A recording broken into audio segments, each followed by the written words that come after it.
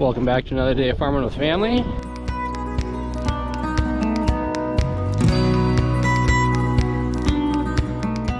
As you can see, we got some snow.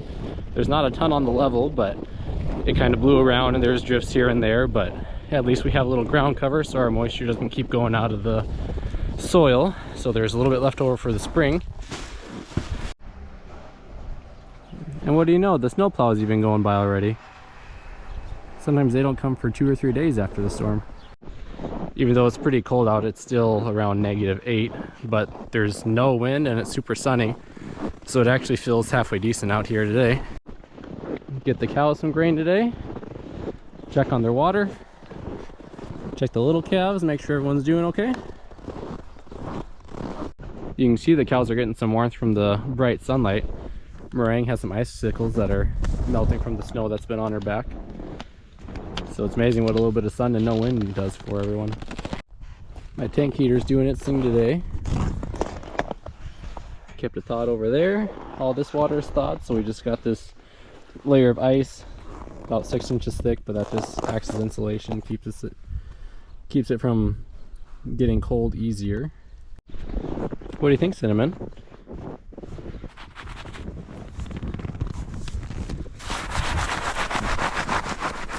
That feel good? Yeah, you're spoiled. You're spoiled. So this old wood corral is pretty dilapidated. I plan to take all this out this summer sometime, and I want to actually redo all the corrals since I don't have as many cattle. And then I want to build a road starting from over there where the main driveway is, come all the way through here, and then wrap it around the pole barn, because I have another Quonset back there that I want to start working out of and get insulated and heated eventually.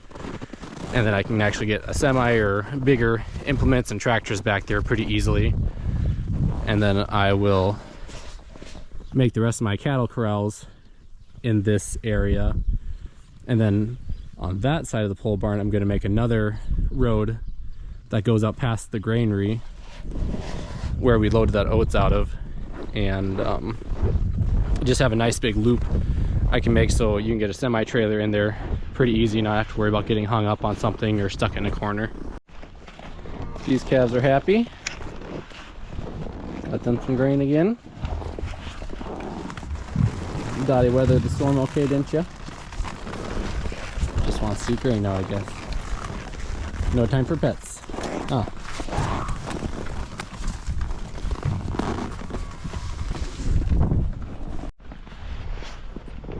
Everyone's taken care of here.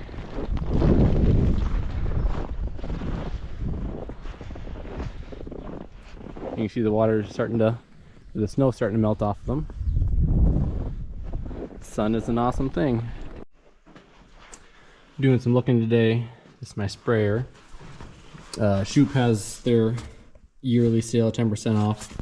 So I'm gonna get 2 more of these valve bodies, and then I'll have 2 more shut-off sections on here, because right now I just have a section on the back and then 2 wings. Well, the wing is about 40 feet or so. So what I'm gonna do is put another shut-off for this end section on each side. So it'll be like a 20, 20, 10, and then 2 20 sections on the other side. So it should just help me save a lot of fertilizer, or a lot of chemical, and not have so much overlap when I'm spraying a field that's not perfectly square. So today my uncle he lives over in Minnesota, he's gonna be coming out, and he's gonna be helping Tara, my cousin, with some more carpentry stuff on his project that we're working on in his house, his loft. And then he's gonna help me beginning of next week. We're gonna start putting trim up around the windows inside of our house. Last summer we took all the old siding off our house and put in all new windows, siding, did injection foam insulation, and now we're just waiting for someone to come and do new seamless gutters and the fascia and the soffit. We just ran out of time last year. We thought about doing it ourselves, but the guy quoted me a price that made it a lot easier for him to do it instead of me trying to figure out how to do it. And he's got the equipment, especially the seamless gutters. That's a big deal. You don't have to worry about caulking seams and everything. So I got to get these boards inside. These are some of the trim boards. I got to get them stained and then varnished, try to match them to what our old trim was. And then we'll be just getting the windows finished up on the inside. So we'll have more videos of that probably starting next week, I think. There's little Gracie girl. Made it up to my cousin's. He got the subfloor, some of this tongue and groove. So we gotta get this unloaded, get it put up there, and lay it out going that way.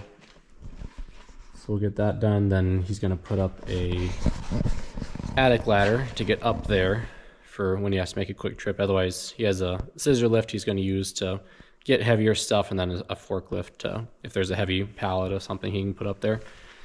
So we'll get that all framed out, put the subfloor on, and see if we can get all that done this afternoon.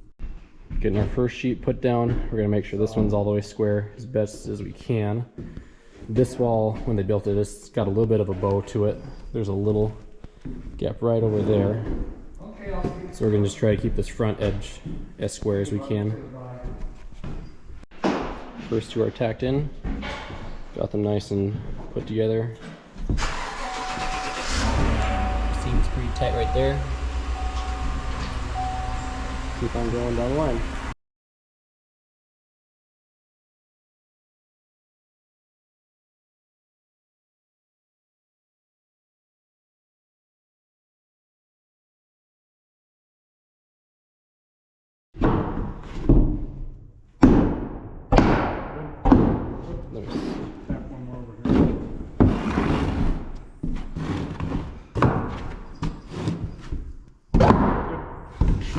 One on the end.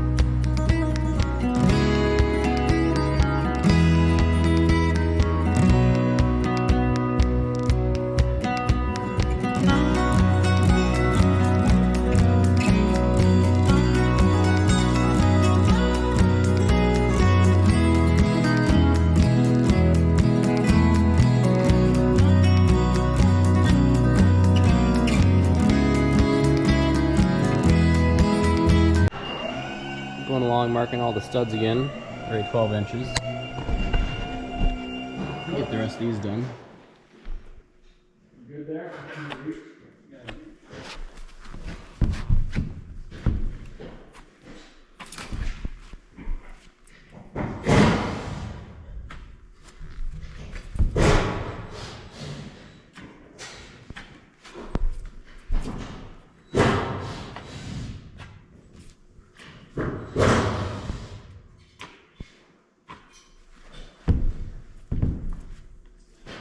At least you installed the drywall. Yeah, I mean, Josh and I, Phil.